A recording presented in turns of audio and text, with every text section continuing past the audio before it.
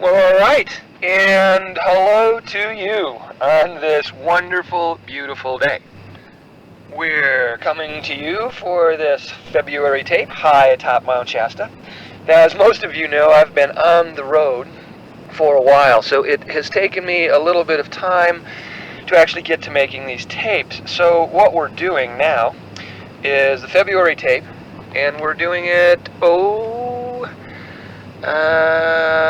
on May the 9th. I'm on top of Mount Shasta. It's a comfortable 29 degrees, which is unique. For May the 9th, it's snowing, so it's a white snow up here.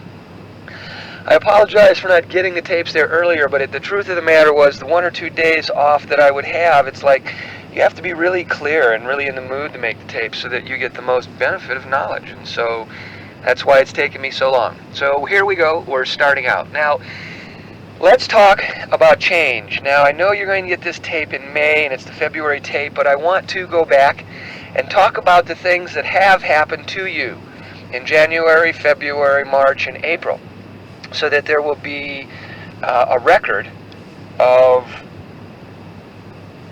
just a record of what we're doing. Now, let's take a look at the change. Change is quite unique. It's something that we all go through. It's something that I've been telling you every workshop on Friday night that you will go through. We are turning into light, therefore as we begin to turn into light, things in our world will begin to change, especially our physical structures. We have been getting ready to change our physical form for a while. We all have heard that we're supposed to be turning into light. We've all kind of been doing our little thing. We believe inside our hearts that perhaps we're turning into light, but we're not really sure what kind of changes or metamorphoses will take place on the physical plane. So what I would like to do in this tape is to give you a recall of what has actually happened to your body during, the month of January, February, March, April, and May. Because now here at May, if any of you have actually taken a good look at yourselves, you will have undergone several major changes. Now here's the key with all of it. We have been praying to God our entire life. We have known somewhere inside of ourselves that things were going to happen. We had these looks that perhaps maybe we knew something, perhaps we were a little special, perhaps things, for us, we seem to have some sort of an insight. We've known that we were special, we've known that we were different, we're just basically kind of hanging out there, trying to put it all together. Now, physically, if you're going to turn into light, there's really going to be some changes. And let's talk about them. Let's start out with physicalness. And let us start off with the senses first. Now, the senses. Let's start with the eyes. If you have been noticing the eyes, some of you have been experiencing some eye changing. Now, when I give a list of all of the physical things that are starting to happen to us, it is based on the reality that not all of these changes are going to happen in every one of us. See, each one of us is somewhat different than the other, and therefore certain things will happen to us, certain things will happen to somebody else, certain things will happen to this part of the group, certain things will happen to that part of the group. If you're trying to find something that you can go, well, wow, this has happened to all of us, so therefore, ooh, it's happening to me, that may not be the case. Let's take a look at those of us that are within the support group or the fellowship, and I'm talking to you on this tape, and I'm presuming that you're in one of those two groups, if you have a series of tapes. Let's take a look at how many of us there are in the group. Now, there's several of us out there now, we're in the hundreds, and the things that I say can't possibly happen to all of us equally because we are not of the same personalities. We are not of the same birth dates. We are some mental, some physical, some emotional, some spiritual. We are a group of a totally tremendous different grouping of essence. So when I give you this list of things that are happening in your body, if it's not happening to you, you may fall in another group where another set of things are happening to you. So if things are or are not changing for you as I'm explaining, don't worry. I'll keep bringing tapes and we'll keep watching ourselves grow. Don't feel left out. Don't feel that because something's happening to your friend, not happening to you, it's like, oh wow, you're not doing good enough, or you're not doing the right thing, or you're not working hard enough. Those are pictures from a person who you are not. Those are pictures from a person who's still into blame and guilt and not thinking that they are changing after they just put all this time in on themselves. Listen to the changes. Know that not everybody is having them. Know that some are having an emotional change, some are having a mental change, some are having a physical change, some are having a spiritual change. And that we'll just sort of take each of these changes and kind of bring it down on the physical plane so that you can hear what we're talking about. So let's start with the eyes. Being as how this is May, this would have probably happened like a month ago. Your eyes would have been burning, or it felt as if you had gravel in them, or it felt as if you had stayed up too late and your eyes were kind of getting that tired feeling.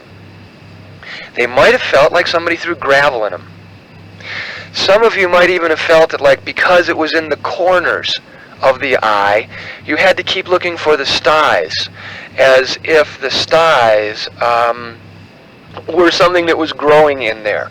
When you looked, however, you will have noticed that you didn't have any styes. As a matter of fact, your eyes weren't even red. Now, the sensation of the burning eyes probably lasted about a week and a half to 2 weeks.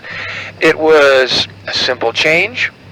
Your periphery vision, if you were looking at all, you will have noticed that there are some sparkles, perhaps, or there are some flecks sparkling off in the distance. Or you notice that different rays of light seem to be coming in from the side of your eyes. It was all periphery. As you went to take a physical look, sometimes the eyes caught it a little bit, sometimes they didn't. But nevertheless, the physical eyes are changing. Now, the change that some of you are experiencing in your eyes, if this is starting to happen, this change in terms of eyes is going to last for approximately 2 years.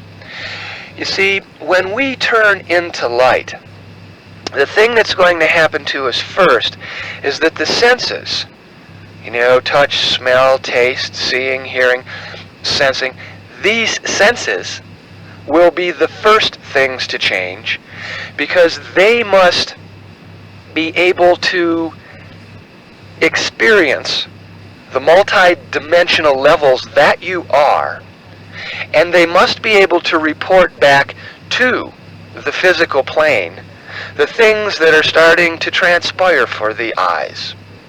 Now, these sense organs that we have, our senses, they need to reach through and touch other dimensions. So let's stay with the eyes. Now, some of you have noticed, yeah, your eyes have been burning. Yeah, it felt like you had gravel in them. Yeah, you actually had to take a look at it because you weren't sure if you had styes or not. Yes, the peripheral vision is starting to change. If you are starting to experience things like that in your eyes, it's because the eyes are starting to open up into other dimensions. Now, in the human eye, the screen that is in the back of the eye has the capacity to bring in the astral or feeling or the emotional plane and the causal plane as they are right now. You were born with these particular things. Now, because you were born with these particular things, it isn't really necessary for you to shut your eyes and then try to be clairvoyant. You see, you can keep your eyes open and be clairvoyant. All of the things from the other dimensions are imprinted on the optic nerve, on the screen in the back of the eye, on the retina, and sent into your brain. You will perceive the colors, you will perceive the dimensions, and you will perceive all of the things that are going on. However, the mind, per se, may not want to register the paranormal ability of clairvoyance. Now, because we have all the mechanisms in our eye from the moment of birth to see all the multidimensional scenarios, what we've observed is that the human species has a tendency to not believe that they can see these other dimensions. Now that means the universe is going to have to make a few minor adjustments within the eye and within the brain and within the other bodies that you are to encourage the eye to start to see. Now, the essence is going to have to place attention on your eyes so that they will become more familiar with stretching to see things that they could not see before.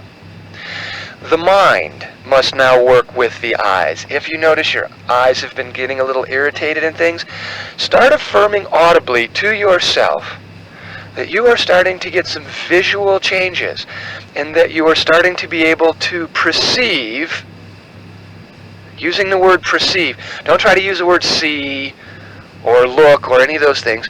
Use the word perceive, because then the vision will have a chance to work in retrospect with the mind, so that the mind's eye, listen to my words, the mind's eye will start to function up the physical eye so that they all feel that they are one aspect, and that this one aspect now is working as a whole with the whole. Okay. Your eyes, like I had mentioned earlier, are going to change for the next 2 years. The burning sensations may only last for a week or two. The flex or the different vision may only last for small lengths of time. I'm talking about the unusualness that will start, because eventually the unusualness will disappear and new true color of perception will start to come in. So in terms of eyes, this is kind of like an important thing for us to take care of, pay attention to, grow with. If you perhaps see unusual things moving past you and you didn't quite see it, train yourself to go, wow, I did feel that, yes, I did perceive it, therefore, yes, I may have seen that also. Work with the eyes, talk to them. Start to encourage yourself that, yes, you are seeing more. Yes, you are seeing the things you need to see. Yes, you are seeing the changes in yourself. Yes, you are seeing the growth in you. Now, by seeing the growth in you and seeing these changes, you will force yourself to see another perspective in your seeing. So it's a matter of, you want to use the word perceiving. When you use the word seeing, you want to use the word seeing in terms of overall essence, like the mind and the eyes. I am seeing with my third eye. I am seeing the differences in my changes. I am seeing how I am growing through these things. See, that way you are using the word seeing and perception in an overall essence that is just not making reference to the eyes. This way, you are audibilizing more awareness into the perception of seeing and knowing. Now, has everybody sort of got that? You're going to work in terms of audibilizing your vision so that you will become conscious of the words that you are using with your vision. Therefore, you will become conscious of other things starting to manifest within your vision. So this is it. You are now going to start practicing paying attention to the words seeing, looking, perceiving, and you're going to use these words as key buzzwords so that when you're in present time, boom, these words pop right up. You know what they mean. You know what they're about. Your brain goes, hey, we're picking this up on a multidimensional level. Hey, this is working really well for me. Yes, what do we need to do now? Yes, I'm perceiving that things are starting to become clearer, and I'm seeing a lot more than I saw with my eyes before. I'm seeing and perceiving now with my essence, with my consciousness. Oh, wow. You want to start becoming so totally aware of that sense that you're going to start watching your words, and you're going to start really honing in on these words. Now, that pretty much takes care of what I can give you in terms of the visuals. Now, those are the eyes. Next, let's take the next sense. Let us take hearing. Okay, hearing, ears. Okay, what have we noticed about our ears lately? Okay, now about our ears, how many of you have started to notice that they've been plugging up more? They have. They have been plugging up more. Now, this isn't for all of you. This is just for those of you who needed to do a little extra stuff, or this is what your field may be, or this is what your expertise is going to be. How many of you have now started to notice that in your hearing, without even having to go up a hill, sometimes it starts to plug? And you have to kind of move your jaw and like pop your ears to get that pressurized scenario or essence that you have been working with lately to clear itself. You may have noticed that on a little trip or something, your ears kind of plugged up on you just a little bit. You had to pop them, but nevertheless, they're starting to grow and change. Now, when they're starting to grow and change, this means that you are growing and changing, and that the things that you are starting to hear have to be refined. Now, when you hear, we're going to hear more than just what we hear. You see, people say words. Words come out of their mouth. We hear what they are saying. We now have to be able to perceive with our hearing the true meaning of what people are trying to say to us. We're not trying to second guess their words and say, well, they're saying the wrong words here. What they really mean is. That's not it. That's arrogance. That's ego. That's your God brain thinking that it is so in tune that it knows what people are saying. That's not what I'm talking about. I'm talking about listening to people, not trying to interpret what you think they're saying, but listening to the love that they're emanating in their words and in the movements of their voice. We are looking for the multi-dimensional levels. We're not here to second guess what they're saying. We're looking for the love in which they're saying it. Now let me give you a little more clearer picture on this in terms of healing. You've all heard of the unheard sounds. Now, the unheard sounds, they're called shrutis. They're that high-pitched sound that goes through your brain every now and then that you hear coming in through your ear, but you know it's not a real sound because you're the only one that's hearing it. Now, these sounds come from dimensions outside of ourselves, physically. But where they're coming from is still part of our essence that has the ability to hear those subtler, and let's call them more loving sounds. Now, have you noticed that the shrutis, or these unheard sounds that occasionally you have been hearing, are a little more frequent lately? And here's the catch. They're coming from a little different pitch.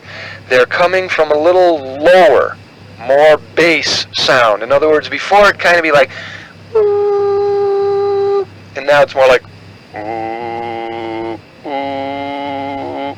Now, remember in the past how when these sounds would come up, what we would do is, you know how sometimes you try to like cock your head or cock your ear or like cock your jaw or cock your body so that you could get this sound to last longer. And if you're like any of the rest of us, this is what you tried to do. We tried to make a way of figuring out how to hold on to this sound so that we could actually use it. Now, if you have been noticing when these high-pitched, lower tonal sounds come in, if you play with it, what you've noticed is that you can get that sound to last a little longer now. As a matter of fact, when the universe really starts to give you more insight in this field, you're going to find that when the shrutis come, you're going to get such a handle on it that you're going to be able to extend that sound longer and longer. Now, when we start to extend this sound, now it's going to be subtle, and some of you are going, well, this isn't happening to me. When's it going to happen to me? It may or may not. All I'm saying is, for those of you who are starting to have this experience, start to work with it. Now, by telling yourself that you can hear longer than before, you can sense longer than before, you can perceive longer than before, you're going to start to open up the subtler part of your hearing, so that within the next several years, your hearing is going to become acute in such a way that you will hear what the other dimensions are doing, what they are working on. Now remember, this is all about change. If we're really growing and we're really going to change, then you have to perceive the fact that this is all coming about. And that, yes, I guess we're supposed to be hearing on other dimensions. And we will get the abilities when we need them, and not really a moment before that. Now, besides this hearing, these tones may start to come in such a way that, well, let me give you a point of reference. If a tone comes in on the note of D, what we have begun to observe is that it is more of an extraterrestrial type tonal trying to make contact with you. If you have a banjo or a guitar or a horn or a piano or a pitch pipe, blow the tone of D and you'll know what you're listening for. If this tone happens to come rolling into your head, hey, get with the program. I hear the tone. I'm open, God. I hear you, God. In what form? Extraterrestrial or what? Are you trying to communicate with me, God? What are you trying to say to me, extraterrestrials? What are we trying to communicate? With a little effort on your part, and stretching in there to make it work, and knowing what pitch directs you to what area of God, you go to that part of God. Now, extraterrestrials are also God. They have the same space going through their being as everybody else. We're trying to find the godness in the space being. We're not trying to find the unit. We're trying to find the essence of who they are and what they are. Okay, now I want this tape to run out, so we're going to go over to the other side. See you there. Thank you. All right. Here we are again. And we're talking about our senses, our hearing, our vision, and our change. Okay, so we were with the ears. Now, still staying with the ears. By being able to understand what a pitch in essence is, it allows us to get together in ourself the understanding of the expansion of God. Now, when we hear other things or we see other things, there is a part of the brain that's going to go, oh wow, extra paranormal material, oh boy, I'm starting to get to see this. That's not what it's about. What you're seeing and hearing is God. You want to be able to see and hear more God. You don't want to be able to see and hear other dimensions. You want to be able to see and hear multi-levels of God, not multi-levels of other beings. Those you will see and hear, but what you're really truly looking for is the God essence that is within all of these things. The visuals will be something that we need right up front so that we can understand it and see how it works. And basically, it is a reflective point of view for our divinity. And that's why I say the pitch of D is for extraterrestrials. I'm not telling you to go into a spaceship and shake hands with an extraterrestrial being. I'm telling you that as they sit there and say to themselves, I love you, God, I love you, God, I love you, God, I love you, God, we, because this is something that we also do, will be able to tune in on that frequency modulation by saying, I love you, God, I love you, God, I can hear you out there, beings of essence. I know you're trying to talk to me, and if you do, that's fine too. But I can feel your love of God, and that's what we're interested in. We're not interested in anything else coming through, that is just strictly here for the paranormal.